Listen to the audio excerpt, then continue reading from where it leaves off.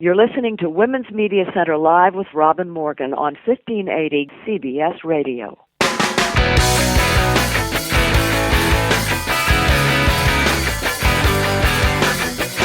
Welcome to Women's Media Center Live. I'm Robin Morgan. You're listening to us on CBS Radio, WJFK 1580 AM, or visiting us at WMCLive.com for this and for any of our previous episodes. Look for WMC Live on Facebook and Twitter, and you can now stream, download, and subscribe to our show's podcast worldwide, anytime, at iTunes. This week's guests? Well, ever wonder, who said that? Or ever heard the cliche, anonymous was a woman? Well, our first guest, who compiled The Quotable Woman, knows the cure for both mysteries. Next, Amelia LeClair of the lovely music ensemble Capella Clausura brings us the work of a 15th century teenage genius. Fitting for Women's History Month, huh? Last, the host of MSNBC's Disrupt with Karen Finney joins us, and her name is, surprise, Karen Finney. But first, we need to look inside the headlines.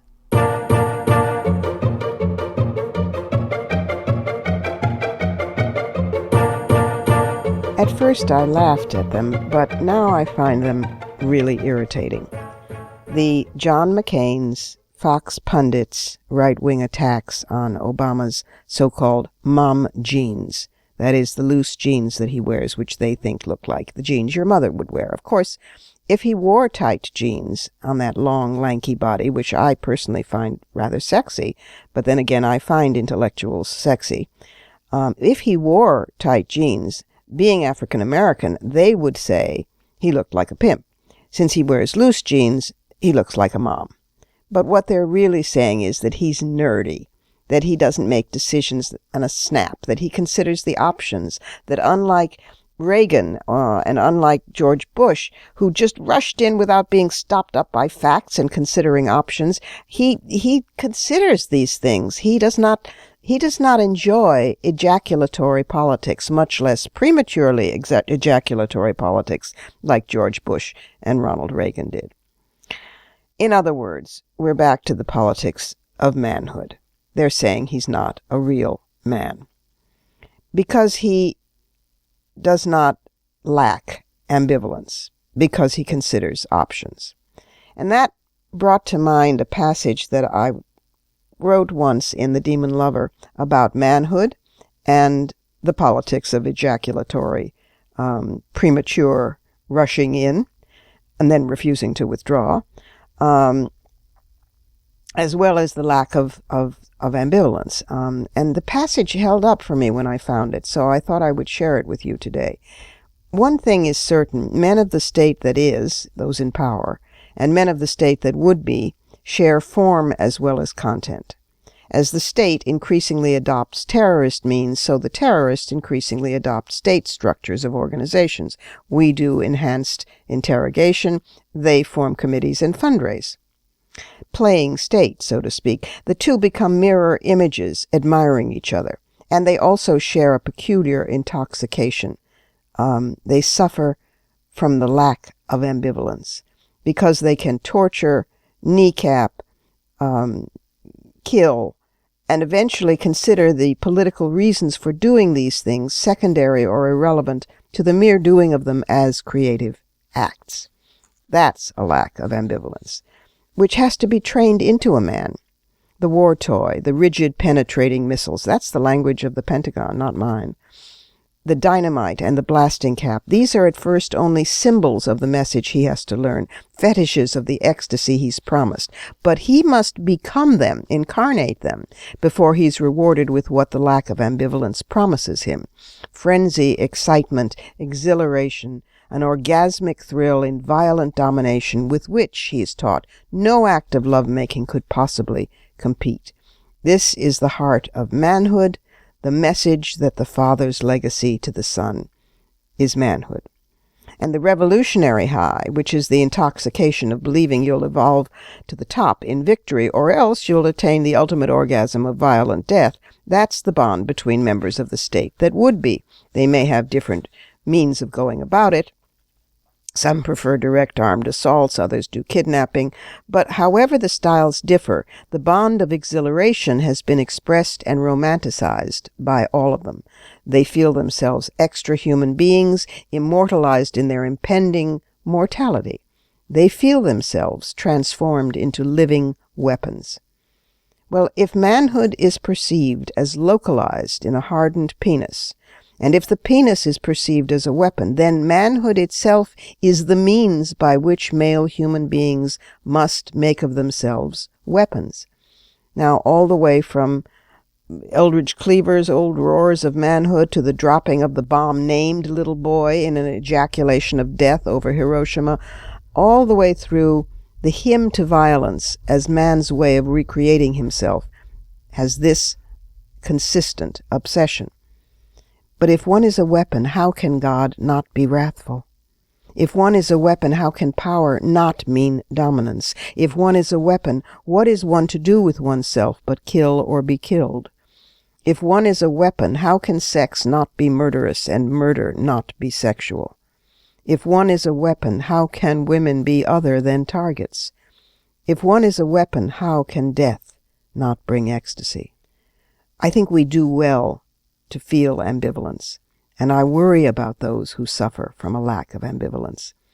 This same John McCain group, the Sarah Palins who attack Obama's lacking leadership, worship Putin. There's a turnabout. They think that Vladimir Putin is their kind of leader. You roam about half naked, you ride horses, and tame wild animals and wrestle tigers, who I might add have already been sedated and trapped. I could wrestle such a tiger, but frankly, who would want to wrestle a poor tiger? They would. It's a sign of manliness. And if you prefer Putin, former KGB member, his style of leadership, to Gorbachev's, who brought about perestroika and the downfall of the Soviet Union, who tried to bring glasnost, if you prefer his style of leadership to Gorbachev, and definitely to the intellectual, nerdy, ambivalent thinker, Obama, then perhaps the only answer to you is to resurrect a rallying cry from the 1960s, which we did not use. They used against us. Maybe it's time, when they do their little worshipping Putin number, for us to say loudly, "You don't like it here? Go back to Russia."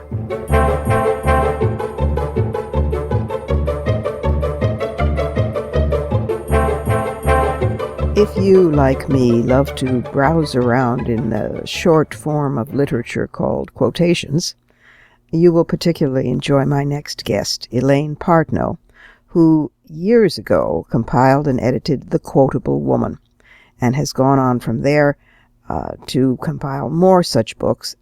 But Quotable Woman is just a classic. I mean, here, for example, are some of my favorites from Colette. All those beautiful sentiments I've uttered have made me feel genuinely upset. And life is not a bad thing, that children should occasionally and politely put parents in their place.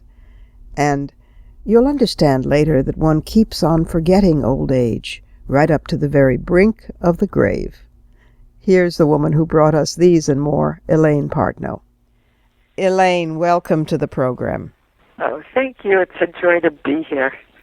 You have been contributing to our knowledge of feminist wit and wisdom for a long time. I mean, I'm sitting here looking at my dog-eared, much-loved, much-thumbed copy of The Quotable Woman, which came out in 1970, what? Actually, technically December 1977. Wow, wow, wow. Because I well remember the day it was delivered to my home, and I looked at it and burst into tears. Of course. Still is a treasure trove. It's been in print constantly ever since.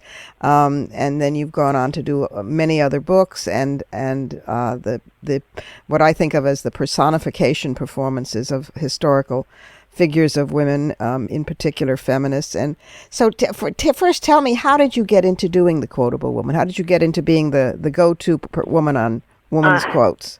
It's kind of an irony because before I started working on the quotable woman, I was an actress. Mm-hmm. I did my first professional show 2 weeks out of high school. That was my life. But then when I hit 32, I went through a really awful year. The house I was living in burned down. I had double pneumonia. I had to quit a show. My God. But the worst thing of all was that my mother, at age 61, had a stroke. Oh. And she died. We lost her within 48 hours. She was gone. And I fell into a depression. Mm. And I went and stayed with my dad for a while. He was lonely. I was broke. Mm-hmm. And my dad traveled for a living. And so when he would go away, I would sleep in my parents' bed because, it was a way of being closer to Mom. Yeah. And one night, I literally had a vision. It was like this hologram appeared before me, and it was a book. And I could see the title of the book. It was called The Quotable Woman. So the next day, I got on my bicycle. I pedaled over to the UCLA Research Library because I wanted to find out what that was that I saw. Was that a book that I've seen? And it just... Mm-hmm. Well, not only was there no book called The Quotable Woman, there were no books that collected women's quotations. Yeah, the joke was always anonymous was a woman, you remember? Of course. And now my mother loved quotes, and she had all these books of quotations at home, the Oxford Book of Quotations, Bartlett's Book of... So I started looking through them, and I realized that the women were hardly existent in them, Robin. Mm-hmm. I mean, they weren't there. It was crazy, and I just started getting so angry about it. It just... my consciousness, it was the 70s, Sure. And I just went from saying somebody ought to do something about that, disgusting, that somebody ought to, and then one day I said, hey, who are you? You're it.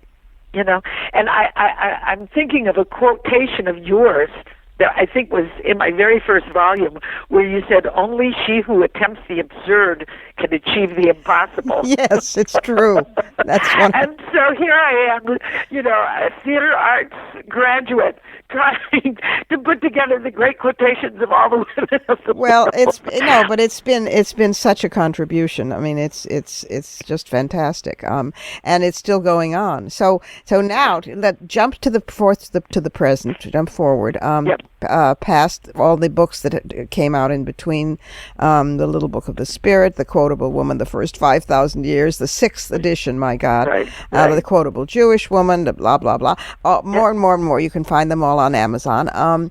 And there's this new project now that you're up for doing, which is going to be online. So tell us about that. And also share some of your favorite quotes over the years. Oh, I'm happy to do it. Well, I've been doing living history portraits live for about 2 decades now, traveling around to schools and civic organizations, and I love doing it. But I thought, how could I bring this to an even wider audience? And where else? The Internet. Of course. Makes perfect sense. How do we see them, and are they up online yet? And where do we? They are not online yet. We are just financing the first 2 series. The first 2 series are going to be American Sheroes, which will include people like Elizabeth Cady Stanton, who has one of my favorite quotes. You'll love this one. She said, "If I do not someday find the use of my tongue on this question, I shall die of an intellectual repression." Yes. A woman's right convulsion. She was so marvelous. Also, one of hers that I love is "I shall not grow conservative with age," and she did, and she didn't. And she didn't. And then, of course, I love doing Eleanor Roosevelt. I do a very good Eleanor. Fantastic. So I love doing these women. Bella Abzug, of course, Flo Kennedy, just Sojourner Truth, just I just love bringing them to life in a way in which I think makes them so much more real. Yeah. And so that people can really appreciate who they are and what they went through and how hard they fought and how hard we have to keep on fighting. And I know that for the living personification videos, you're going to be doing mostly well-known ones. But one of the wonderful things about the Quotable Woman, for people who have been out on Jupiter and haven't seen it somehow all these years, is just as much as the names that you recognize are the names that you don't. Some obscure woman, writing a poem here or there, some woman writing a sampler, some woman who had organized her town, and they're wonderful quotes. Wonderful quotes. And it's this hilarious and depressing at the same time push-pull, where on the one hand, the stereotype is, women just never stop talking. And on the other hand, there's an erasure, so that until this book, we didn't know who they were. Right. And so those are extraordinarily, moving quotes, or they're minor poets, or they're people whom you think of in another category, but not for their quotes, like Isadora Duncan. Right. Yeah. Dancers or painters or. Right. You must be in great demand at friends' dinner parties. Well, I do throw the quotes out there. Well, I should think so. If anybody has a right to drop names and give quotes, it is you who has brought them to us. Thank you so much for in retrospect, for The Quotable Woman, for all the books in between, and for this new project. Is there a website people can go to, Elaine, where they can find out the development of this project and be sure to see the videos when they're available? Absolutely. Thank you for asking. They can go to my website, which is the name of my book. So it's www.thequotablewoman.com. And if you go to thequotablewoman.com, there's all the information on the women there. There's a button they can click to get to my little crowdsourcing program that I'm running right now, which is great. We ran a little contest yesterday and got over 30 new backers, which was great, but we need about 3 times that many. Here's your chance to be a theatrical angel, or an online theatrical angel. Exactly. Well, but of course we take all comers, $5 and up. Elaine, all the best possible luck with this new venture, which I know will be a success. When it launches, you have to come back on the show and tell us about it and tell us about the characters that you're doing. And in the meanwhile, we'll content ourselves with all of your books. But thank you, and thank you for being with us today on Women's Media Center Live. It's been a pleasure, Robin. Thank you. It's time for a quick break. It's Women's Media Center Live, and I'm Robin Morgan. And when we come back, there's real pleasure, and perfect for Women's History Month. We have some music. I love it when we have music on the program. This music was composed by a child prodigy, age 14, in Ferrara, Italy, in the 1500s, and she's only recently been unearthed as a kind of musical genius. So we're going to hear her work performed in just a minute. Don't go away. There's delight coming up.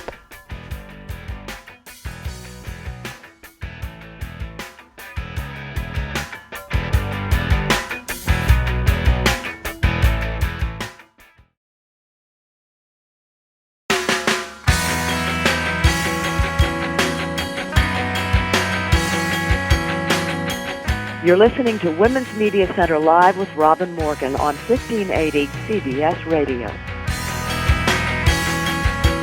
Welcome back. And welcome back to Capella, Clausura, which you may recall has been on the program before. Capella Clausura means voices from the convent, and it is a brilliant ensemble that was founded by and is directed by Amelia LeClair, who will be with us today. It's one of a handful of ensembles worldwide dedicated to the performance of music by women composers, and their repertoire extends from the very earliest known music by women in the Middle Ages straight up to the music of our own time. They tour, and they're brilliant live, and I recommend that you check out their touring venues online at Clausura, CLAUSURA.org. But today we're going to be talking about their new record, which is just blissful. So here is Amelia LeClair about their new record of Capella Clausura. Amelia, welcome back. Welcome to the program. Thank you, Robin. Oh, it's so good to have you back. And with this new recording, and this CD is just it's a jewel. It's a little gem. Love songs of a Renaissance teenager. Yes. Ghirlanda di Madrigali, which I assume is a garland of madrigals. That's right. And her name was Vittoria Aliotti. Right. And her dates were 1575 to 1646. That's right. And these are just exquisite pieces of music. Tell us about her and how this record came to be. Well, a fellow by the name of Richard Schindel discovered by pure serendipity that this young girl existed. He discovered a couple of madrigals that were published in another publication, along with several men's madrigals, and he basically assigned the discovery of further information about this young girl to his then doctoral student, Anne Carruthers. And out of that research by both of them came this entire book of 18 madrigals by this young girl, which we're assuming she must have written when she was 14, because they were published by her father by the time she was 18 and in a convent. And at that point she disappeared. Her name, Vittoria, disappeared altogether, and another person came along and had published some sacred motets, and that person's name was Raffaella. And we can assume by the various researches that have been done since then that these were one and the same woman. So she became Sister Raffaella and continued writing music in the convent. Yeah. Yes. Exquisite music, by the way. Yes. Yeah. Wow. And these, she was the younger daughter, and the older daughter had music lessons, and she sort of listened in? That's right. When she was about 4 years old, her father writes a little note in his dedication, and he says, when her older sister was taking piano lessons, the little one was just standing by, and then at one point she went to the harpsichord and her fingers just flew, and her mother and I both said, she needs lessons. I'll say. And the tell us something about the madrigals themselves. So she did not write the words; they were based on a poet, a man. That's correct. That's correct. Her father was an illustrious figure, the architect for the court of Duke Alphonse, and he knew several other illustrious fellows who would occasionally get together, like people are wont to do, in clubs and share their art. And back in those days, poetry was very highly regarded, much more highly than it is now. Tell me about it. Yeah. And it was considered a very manly thing to do, to write poetry. And so just about any man of substance and education would try his hand at it. So her father basically collected a bunch of poems that were written by his friends, and by, in particular, a fellow named Guarini, Giambattista Guarini, who was in that day very well known for his poetry. And I believe it's 6 of the pieces in this collection are by Guarini. So no, she didn't write the poetry herself, but it's very sophisticated. It's very sexual. It's not likely to have been written by a 14-year-old, but the fact that she sets it so perfectly suggests to us that she very much understood what it meant. It sounds that way, yes. And the one that we're going to hear, which is cut number 4 on the recording, Dicesti Anima Mia. Tell us something about that one.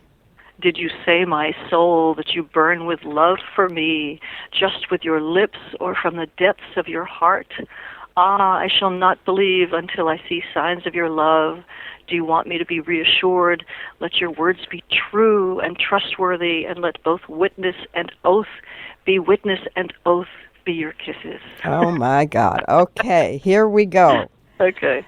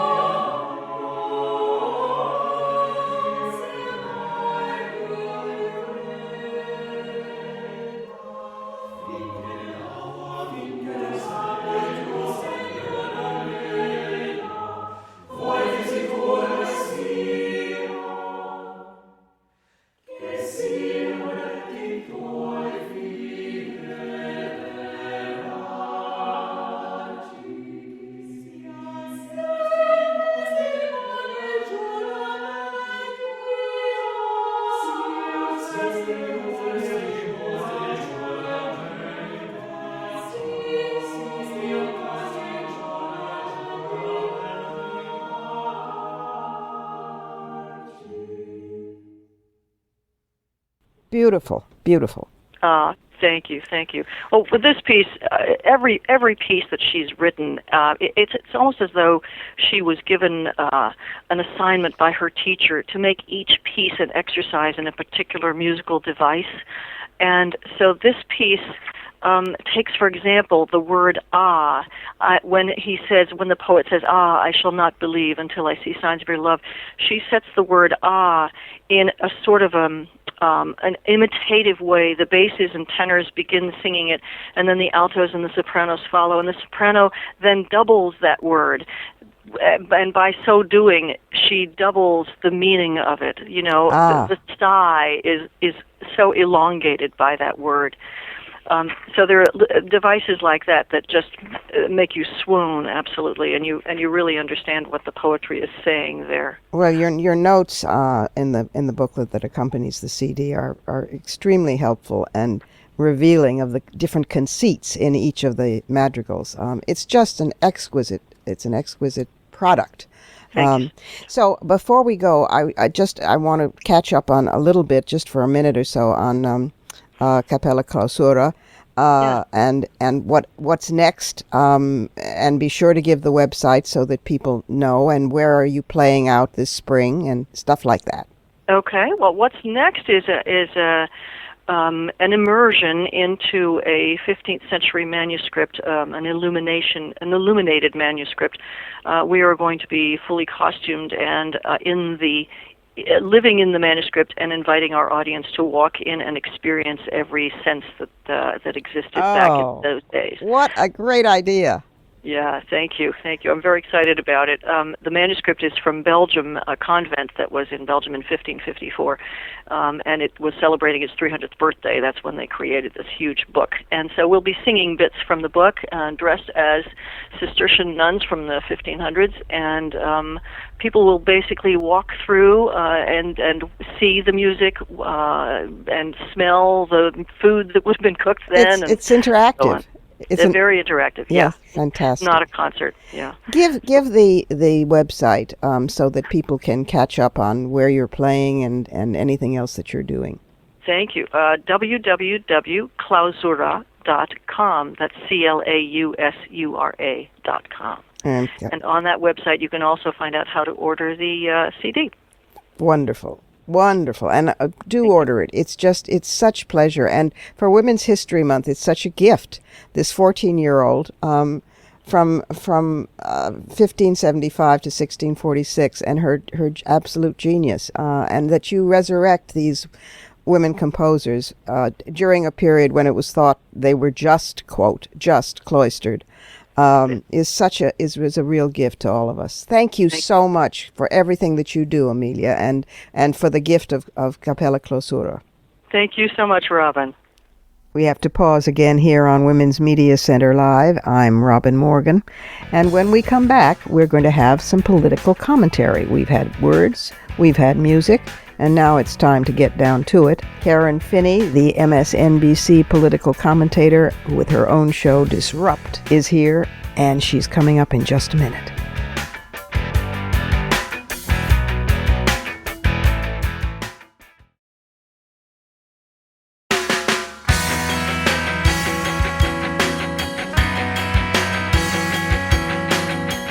You're listening to Women's Media Center Live with Robin Morgan on 1580 CBS Radio. And we're back. But on our way to the next guest, let's stop for just a moment in the Surrealism Corner.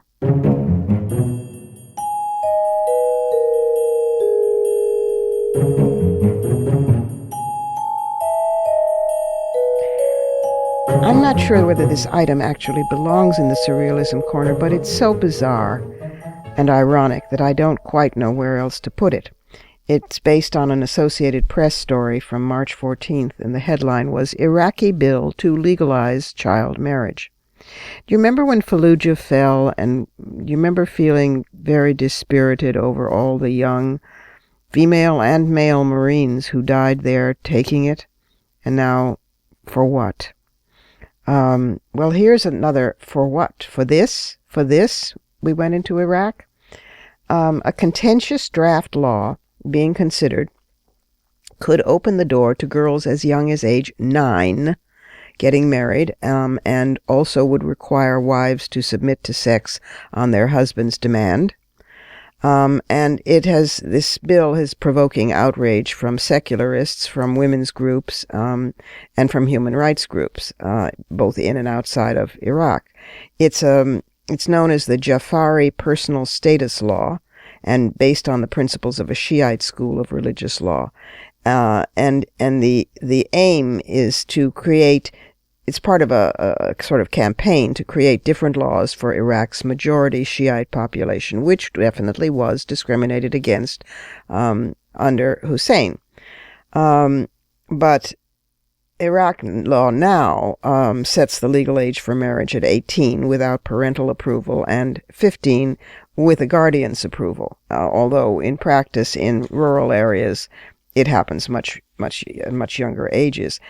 So defenders of this law claim that we want to limit or prevent such practices, and this will help prevent illicit child marriage outside established legal systems so that you make it legal. Amazing. That's why it's in the surrealism corner. The Justice Ministry introduced the draft measure to the cabinet, which approved it, despite strong opposition from, as I said before, activists and human rights groups. The fact that the cabinet has approved it means that Prime Minister Nouri al-Maliki's administration really, really wants it to pass. By the way, it's not in the actual bill that you can marry at age, you can marry your child off at age 9. It's in the divorce part of the bill. They snuck it in. It's very crafty. The draft law doesn't set the minimum age. It mentions an age in the section on divorce, setting rules for divorces of girls who have reached the age of 9 years in the lunar Islamic calendar. It also states that that's the age girls reach puberty. And by the way, since the Islamic calendar year is 10 or 11 days shorter than the Gregorian calendar, that's the equivalent actually of 8 years, 8 months old. And the bill makes the father the only parent with the right to accept or refuse the marriage proposal. So it was slipped in as a backhanded way, so as not to provoke the anger that in fact it is provoking. So there you go. That's why it's in the surrealism corner, and that's what Marines died for, and that's what many Iraqis died for, to make it legal for fathers to marry off, or for men to divorce their wives at age 8 months and 8 years, and to make it impossible for women to refuse sex with their husbands, that's marital rape, and also for women to leave the house unaccompanied by a man. These are real roll backwards laws, not necessarily because they're Shia, but because they're fundamentalist. And a happy Iraqi invasion to you.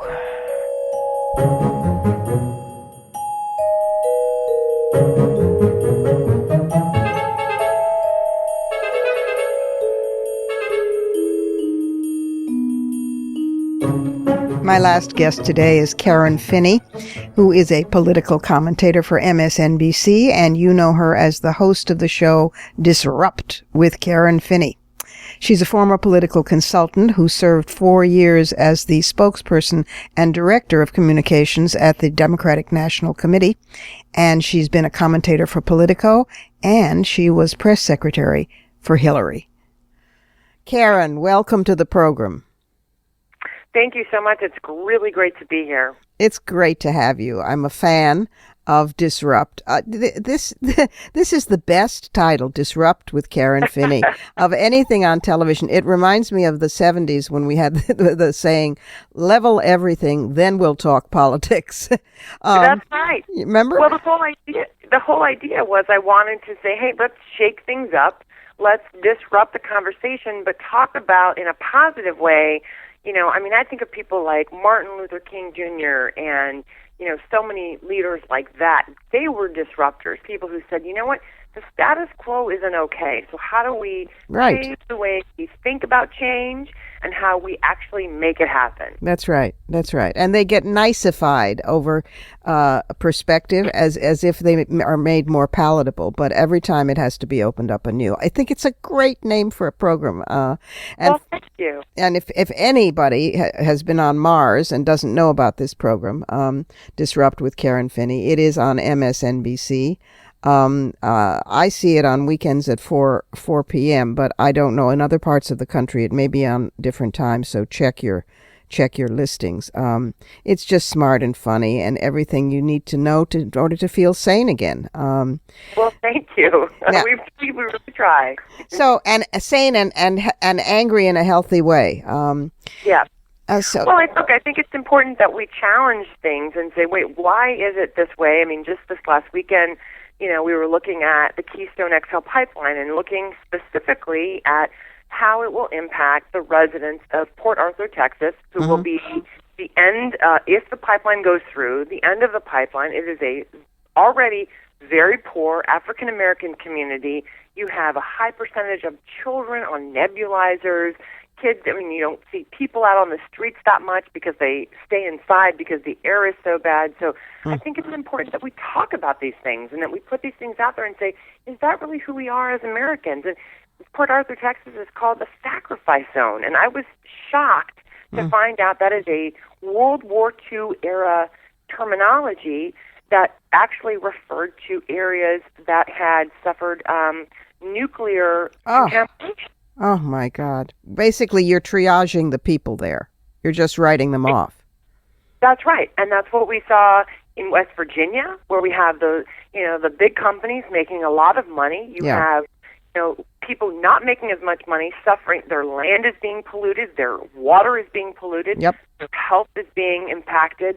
And they have no recourse against these companies. Well, they have you. And that's a hell of a resource. That's not all we need, but it's a good chunk of it. Tell me on a personal note, I gather it is true that you are, in my definition, walking Americana, that your father is African American and your mother, on your mother's side, you are a great, I think it's 4 greats, niece of Robert E. Lee? Yes, that's true. It's a kind of a crazy American story. My father grew up in Martinsville, Virginia, and we were descendants of slaves. And on my mother's side, we are descendants of Robert E. Lee. Mildred Lee, the first one, was his niece. And my mom happens to be the last one because she didn't name me Mildred Lee, actually, because my dad was like, we're not doing that. And my mom, she was pretty on board with that as well.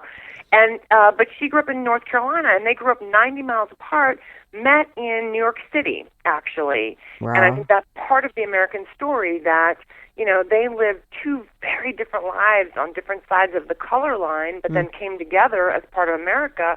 And I am blessed to have been able to live a life where I can see, and I've experienced both sides. And it's an incredible experience, particularly as we see the reaction and the sort of emotional, I think, reaction, I should say, to having our nation's first black president and sort of all the issues exactly. That's brought up for America. Yeah. And also, I might say as an aside, let's hear it for New York. So I got to give it to Columbia. My dad was in law school. My mom was at the School of International Affairs. And as they tell the story, my mom was like, who's that hot guy walking across campus? What an amazing story.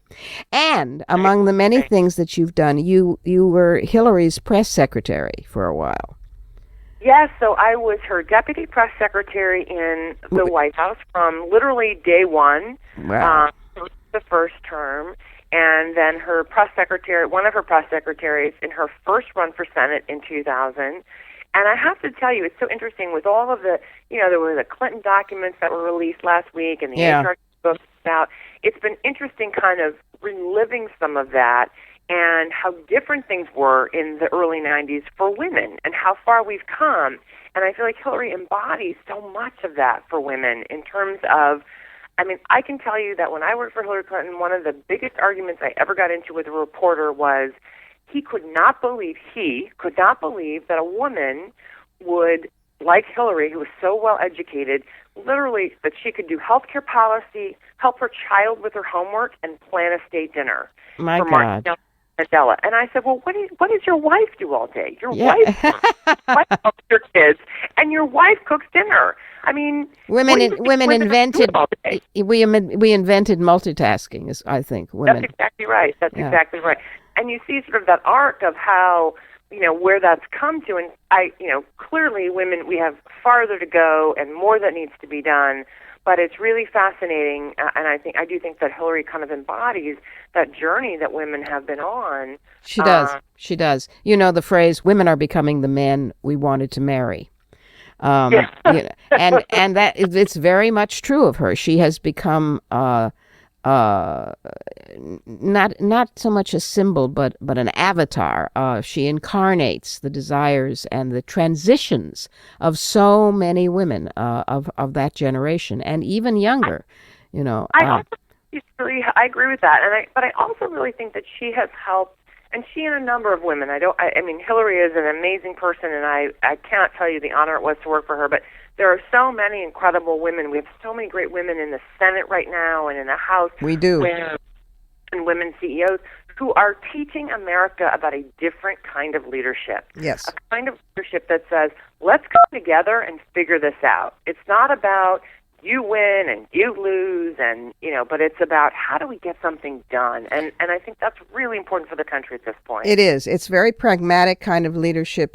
I always think that it in the global South it stems from some woman somewhere saying, millions of them actually saying, no more white papers, no more conferences. Child is hungry. Need to put bowl of rice in child's hands now. Right. Let's just make it happen. That's right. Exactly. And there's less posturing. There's less pontificating. It's just more practical, and it has a sense of humor. Well, it does. And as you probably know, there is a group of women senators who get together for dinner. Kirsten Gillibrand is a dear friend of mine, and I asked her one time, I said, well, how did that come about? And she said, sometimes we just need a break from the testosterone. That's right. Well, you have had one foot in the world of politics and one foot in the world of media, and now you're combining them with great balance. So what is your wisdom on how we get more women in leadership in both? We're dancing as fast as we can. But we need more women in the pipeline. We need more women in the front office of media, so they're making the decisions.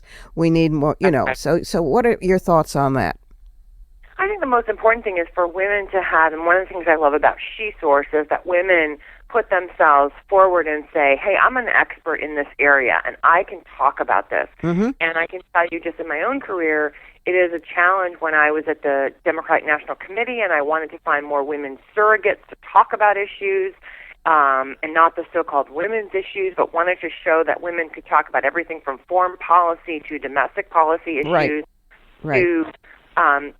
And so I think it's so important for women to put themselves forward, and that's part of what SheSource is so great about, but also just in general, let's all see ourselves as leaders and see ourselves, and I do think it is I always tell young women, the one thing that I wish I would have done when I was younger is have more confidence in what I had to offer earlier on. Because I think young women,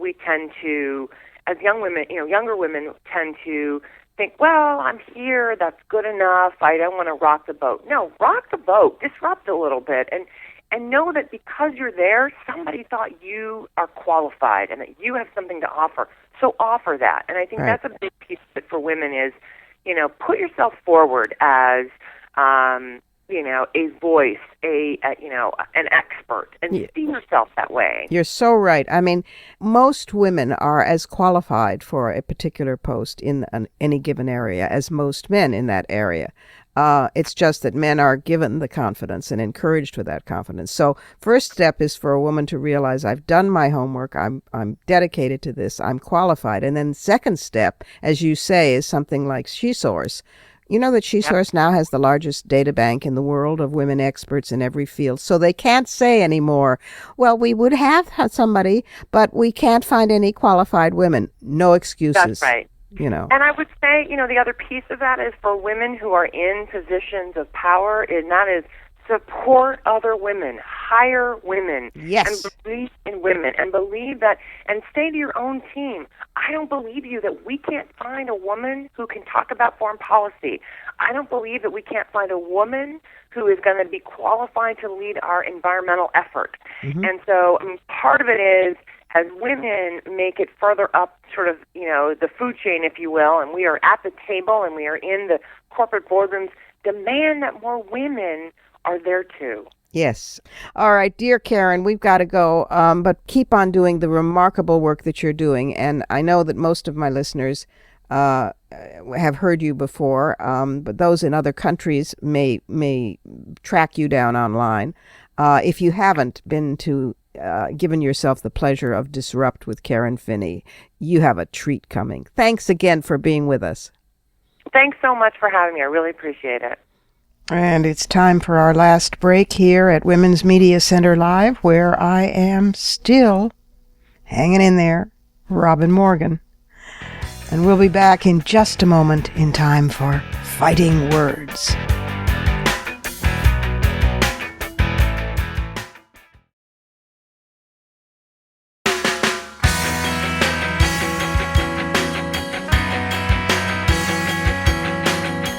You're listening to Women's Media Center Live with Robin Morgan on 1580 CBS Radio. Welcome back again. Just in time for Fighting Words.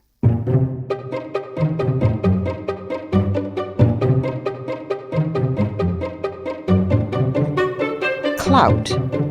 That's spelled not with a C, C-L-O-U-T, but with a K, K-L-O-U-T, just like in the old days we used to refer to America with 3 Ks for Ku Klux Klan. K-L-O-U-T, a San Francisco-based company founded in 2009. Its purpose is to assess online influence by scooping up data on you from Twitter, Facebook, Google, Instagram, and various other social media platforms. And each user, and there are, wait for it, 400 million of them, each user is assigned a clout score between 1 and 100. The higher your score, the more influence you are believed to have in your digital networking. It's come under a number of criticisms. One, privacy, because it scoops up data sometimes without people knowing. It got into a lot of hot water because it scooped up data on children who had posted on various sites, and it just made profiles of them, shadow profiles. And because it got in so much trouble about minors, it's now taking care to try to not do that anymore. But there still is the privacy problem, to the extent that this would probably be an illegal service in the United Kingdom or in the European Union, because they have stricter laws protecting people. There's so many things wrong with it, it's hard to know where to begin. There's a new book out about clout and why it matters. I'm not even going to give its title or its authors because I don't want to publicize it, but it's basically about the glory of marketing. Marketers, I might add as an aside here, do nothing really productive at all. They don't produce anything. They don't create anything. They don't acquire anything. They only are the middleman, and I do use the term advisedly, who makes money off basically pimping someone else's labor or product to someone who wants it. So the fact that they have come up with abuse of language and hype is not surprising. So the whole book is about tips on how to raise your clout score. Things like, wait for it, the ABCs of social engagement. A is always be engaging. B is be consistent. And C is connect. So always be engaging means to engage specifically with people who can do you good. Be consistent means you have to tweet and post and post and tweet, not just at once in a while, but until you are out of your mind, because you have to show up consistently in the algorithms. And connect means, it means you should connect with others, but especially that it's very important to connect all your social networks to clout. You smell the sulfur in the air? They are aiming for one day clout scores to replace resumes.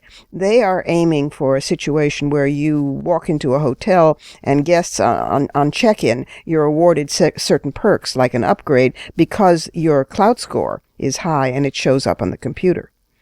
They are living and want you to live by the phrase, what is important is what important people think is important. If that doesn't chill you to the bone, I don't know what would. And, of course, their language. Creating compelling content is a phrase guaranteed to make my teeth grind. I don't create content. I create literature. I don't write content. I write about politics and ideas. And when I write fiction, I write about images and people and characters. I don't produce content. But their grasp of language is part of the problem of a larger problem. Well, maybe the larger problem is the language. I don't know, but I know these two things are connected.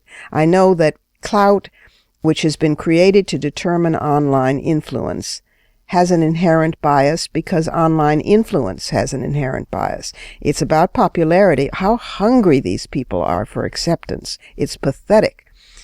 It's about popularity, but it's also about identity, because in the United States, clout's algorithms include only common American names. So if your name is Smith or Jones, you're cool. If your name is Radhakrishnan or Rodriguez Ortiz or Sung Yan or Chinua Achebe, the great African writer, or even Kenesha Washington, you're not so good. Not so good. You're not considered influential. You're not getting on those lists. I think if he weren't president, Barack Hussein Obama would be considered to have low clout and not be on the list. This is basically racist. To say it has an ethnic bias is a nice way of saying it's racist. One of the ways it gets there is through language. These are the people who brought you Thought Leader. You'll remember I took off on Thought Leader last week. They also bring you, these are the names of different types of clout rankings. By the way, the rank is topped with celebrity. You can't get more influential than that. And even Tastemaker doesn't make tastes. No. Tastemakers know what's trending. Then there's Thought Leader. Then there's Feeder.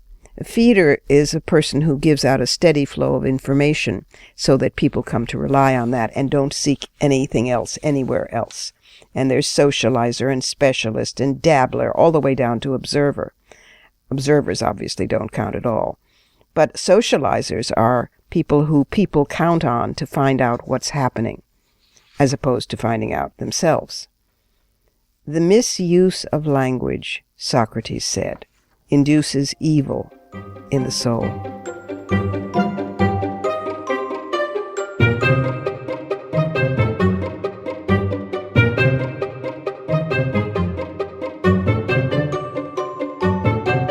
And that's it for this week. You've been listening to us on CBS Radio, WJFK 1580 AM, or visiting us at WMClive.com for this and for the whole rich archive of all our previous episodes. Be sure to find WMC Live on Facebook, Twitter, and at iTunes worldwide, where you can stream, download, and subscribe to the show's podcast. Portions of this program were taped earlier. Views expressed here do not necessarily represent the WMC. Here's the family for Women's Media Center Live. WMC President and Executive Producer of this program, Julie Burton. Senior Producer, Crystal Williams Chancellor. And our founding sponsor, Regina K. Scully. I'm Robin Morgan. Thanks for being with us. Next week's program will be pretty fine. Julie Zeilinger, founder and editor of The F-Bomb, the blog for feminists in their teens, will join us with a big surprise announcement. Also, we'll be joined by Atami O'Mara, the first African-American woman to be president of the Young Democrats of America. And then Ikumi Yoshimatsu, the beauty queen turned feminist avenger, returns to talk about her plans to change Japanese law on violence against women. All that and more, only here on Women's Media Center, live. For the smartest talk about news, politics, sex, books, religion, race, and more, tune your radio to Women's Media Center Live with Robin Morgan. Audacious, witty, provocative, informative, and fun. It's Women's Media Center Live with Robin Morgan on 1580 CBS Radio and WMCLive.com. Talk radio with a brain.